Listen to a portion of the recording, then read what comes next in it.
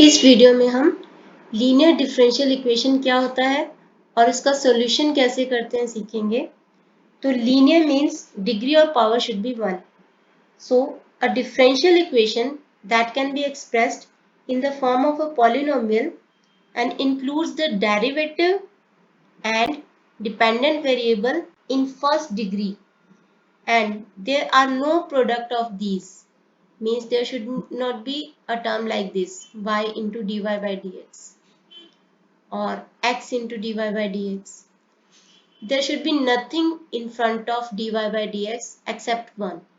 तो इस फॉर्म में नहीं होना चाहिए, और बाकी की जो टर्म्स हैं वो या तो functions of the independent variable हो या तो कांस्टेंट्स हो, तो उसको बोलते हैं लीनियर डिफरेंशियल इक्वेशन. ये जो टर्म मैंने फर्स्ट इक्वेशन लिखी है, ये इक्वेशन है of first order in y. इस फॉर्म में होती है ये dy upon dx into p of x into y is equal to q of x. तो p ऑफ x और q ऑफ x क्या है? ये दोनों फंक्शंस ऑफ x हैं, मतलब ये x की टर्म्स में होंगे.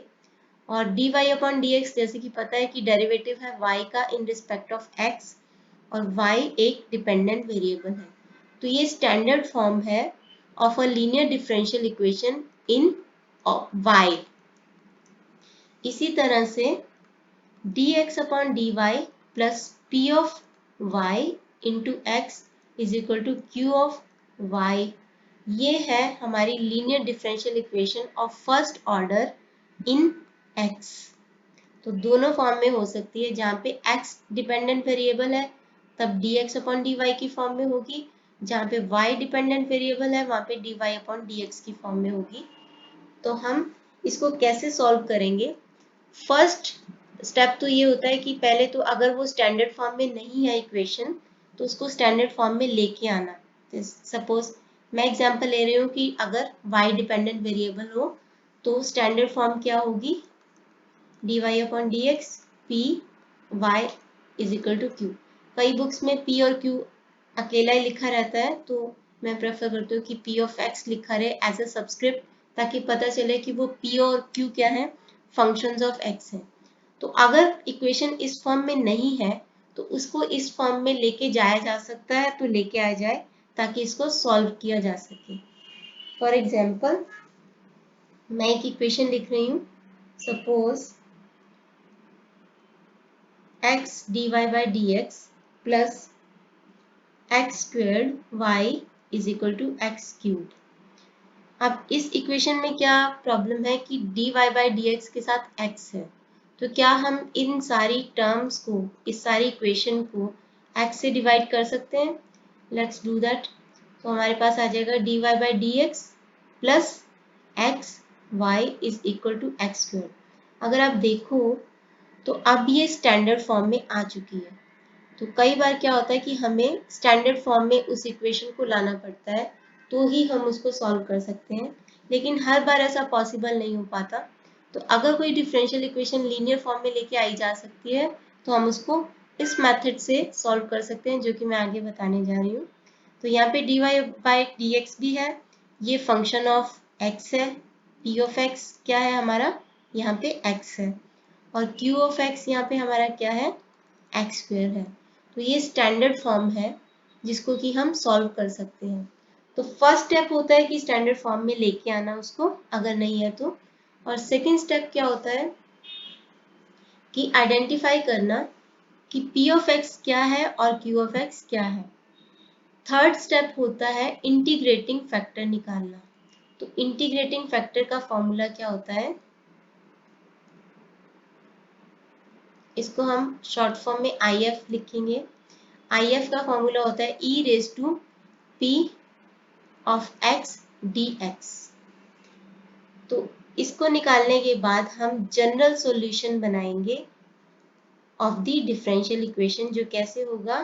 Is equal to y into IF यानी integrating factor is equal to integral of q of x into IF integrating factor dx plus c.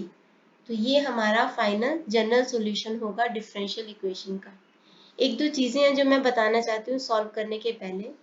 Suppose ये फॉर्म है dy/dx x y² is equal to x²। तो यहाँ पे क्या गलती है, ये लीनियर डिफरेंशियल इक्वेशन की फॉर्म में आ ही नहीं सकती क्योंकि वहां पे y² है। y should be, power of y should be 1, तो ये नहीं हो सकती, ये नहीं हो सकती। तो अगर ऐसा हो dy/dx is plus y is equal to x², ये हो सकती है क्योंकि मैंने बताया था कि p ऑफ x और q of x they can be constants only, also constants भी हो सकते हैं। तो यहाँ पे p ऑफ x क्या है, इज इक्वल टू 1 है, तो वो हो सकता है कांस्टेंट। और q ऑफ x क्या है, x² है। तो ये linear differential equation of first order in y है। इस वीडियो में हम जो क्वेश्चन सॉल्व करने जा रहे हैं अभी, वो इसी फॉर्म में है इन y। तो हम एक क्वेश्चन सॉल्व करते हैं ताकि आपको क्लैरिटी हो जाए। फर्स्ट क्वेश्चन है, let's say dy/dx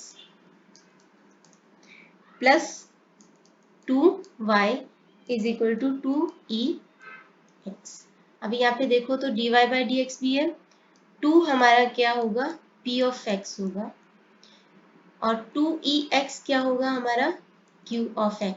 as a subscript लिखना है x, तो 2e(x) होगा। तो नेक्स्ट स्टेप क्या होता है, इंटीग्रेटिंग फैक्टर निकालना। तो इंटीग्रेटिंग फैक्टर का फॉर्मूला है e⁻p ऑफ x dx। ध्यान रहे अगर dx अपॉन dy की फॉर्म है, सपोज ऐसा होता, तो हमारा इंटीग्रेटिंग फैक्टर क्या होता, e⁻p of y dy। Okay, तो यहाँ पे हम अपना इंटीग्रेटिंग फैक्टर निकालते हैं e, integral of p of x क्या है, 2 dx। तो 2 का इंटीग्रेशन क्या होता है, 2x। तो हमारा इंटीग्रेटिंग फैक्टर क्या आएगा, 2e⁻2x। तो अभी हम निकालते हैं अपना जनरल सॉल्यूशन। जनरल सॉल्यूशन में y into integrating factor is equal to integral of q of x into i of integrating factor dx plus c।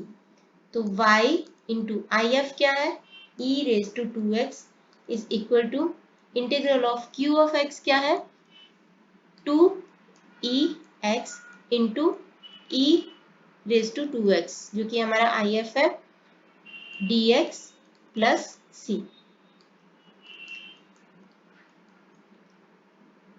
2 एक कांस्टेंट है, इसको बाहर ले लेते हैं, तो बाकी रह गया e⁻3x, x plus 2x, powers add हो जाएंगी, dx प्लस c। ध्यान रहे यहाँ पे c शुरू में ही लेना है। तो कैसे सॉल्व करेंगे अभी, y into e⁻2x is equal to 2। अब e⁻3x का इंटीग्रेशन क्या होता है, e⁻3x अपॉन 3। 3 क्या है, डेरिवेटिव ऑफ 3x जो कि e की पावर है, प्लस c। तो यहाँ पे आ गया हमारे पास y into e⁻2x is equal to 2/3 into e⁻3x plus c। तो y e⁻2x को हम राइट हैंड साइड पे ले जाते हैं और डिवाइड कर देते हैं इधर की टर्म से, तो e⁻3x प्लस c। तो y is equal to 2/3 into e⁻x, e⁻3x है ना, तो नीचे e⁻2x है। तो जब इस फॉर्म में होता है तो पावर्स क्या हो जाती है, माइनस हो जाती हैं। मल्टीप्लाई करो तो ऐड हो जाती है और डिवाइड करो तो माइनस हो जाती है, प्लस c अपॉन e⁻2x। क्या हम इसको और सिंप्लीफाइड वर्जन में ऐसे लिख सकते हैं, e⁻x प्लस c e⁻2x। तो ये हमारा फाइनल सॉल्यूशन हो जाएगा इस डिफरेंशियल इक्वेशन का।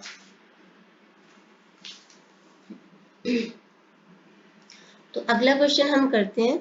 नेक्स्ट क्वेश्चन हम dx अपॉन dy की फॉर्म में करते हैं ताकि इजी रहे आपको इसका भी आइडिया कि कैसे करते हैं। y into dx upon dy plus 4 x is equal to 2y³। अभी यहाँ पे क्वेश्चन कैसा है, ये है हमारा dx अपॉन dy की फॉर्म में। तो यहाँ पे x क्या है, डिपेंडेंट वेरिएबल है, और y क्या है, इंडिपेंडेंट वेरिएबल है। तो ये इस स्टैंडर्ड फॉर्म में इसको लाना पड़ेगा, dx upon dy plus p of y into x is equal to q of y। ठीक है, तो फर्स्ट ऑफ ऑल तो dx अपॉन dy के साथ कोई वेरिएबल नहीं होना चाहिए, 1 हो सकता है। तो हम क्या करते हैं, पहली चीज की डिवाइड कर देते हैं पूरी इक्वेशन को बाय y। तो y से डिवाइड करने से हमारे पास आएगा dx upon dy plus 4 upon y into x is equal to 2y²। तो ये फॉर्म आ जाएगी।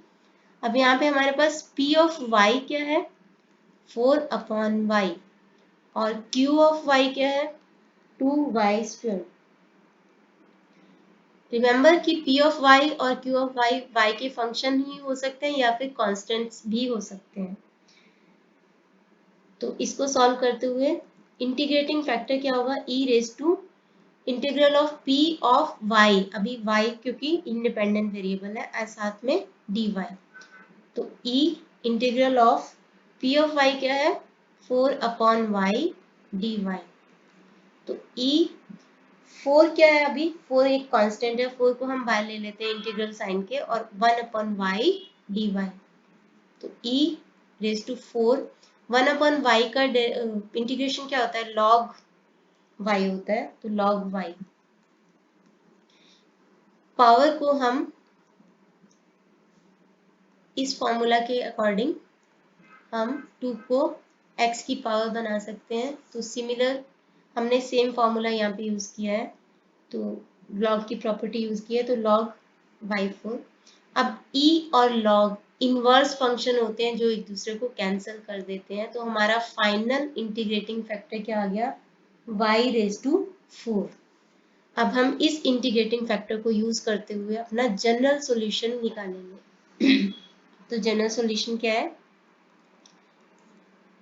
हमने लास्ट टाइम किया था y इंटू आई एफ। अभी यहाँ पे क्योंकि x है हमारा डिपेंडेंट वेरिएबल, तो x into I F is equal to integral of q of y into I F D Y, क्योंकि q क्या है, function of y, plus c।